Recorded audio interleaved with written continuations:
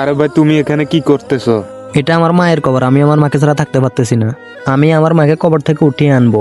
আপনি কি পারবেন আমার মাকে কবর থেকে আনতে? অবশ্যই পারবো। তুমি টানা 41 দিন নামাজ পড়তে হবে।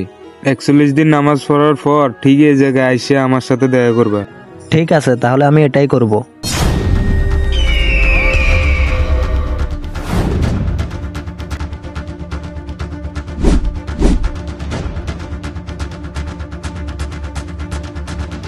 হে আল্লাহ, তুমি আমার মাকে ওই পারে ভালো রেখো, আমিন।